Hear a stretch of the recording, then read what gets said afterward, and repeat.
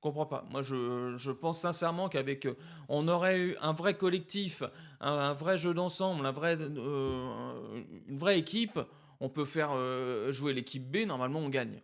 Moi, ça me paraît, voilà. Donc le maintien dans le groupe des joueurs actuellement blessés constitue à nos yeux un risque, OK. Cette situation ne fait que renforcer un constat déjà ancien, avec un historique lourd de dysfonctionnements répétés. En effet, à plusieurs reprises au cours des derniers mois, nos équipes médicales ont été tenues à l'écart d'informations pourtant essentielles. Et là, le club liste ce qui s'est passé. Donc il rappelle qu'en juin 2025, donc ça je vous en avais parlé dans ma vidéo avant la Coupe du Monde des clubs, Ousmane Dembélé a suivi une lésion de fatigue en cours de match, 4 jours seulement après la finale de la Ligue des Champions. L'information ne nous a été transmise que par le joueur, sans contact avec le staff médical fédéral, donc staff de l'équipe de France. Bradley Barcola, convoqué sur la même période, a signalé une douleur au genou sans aucun échange n'ait été initié par les services fédéraux.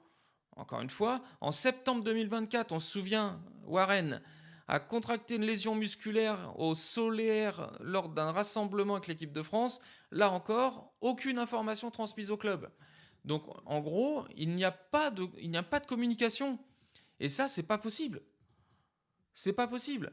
Donc nous observons également que certains joueurs sont régulièrement convoqués malgré un statut incompatible avec la pratique de haut niveau, comme c'est le cas aujourd'hui, que des décisions médicales importantes sont prises sans le moindre concertation avec nos médecins. Ce constat est notamment plus regrettable dans des situations similaires avec d'autres fédérations nationales. Les échanges se déroulent en bonne intelligence. La preuve, l'Espagne. Fabien Ruiz, il est arrivé avec une petite gêne musculaire.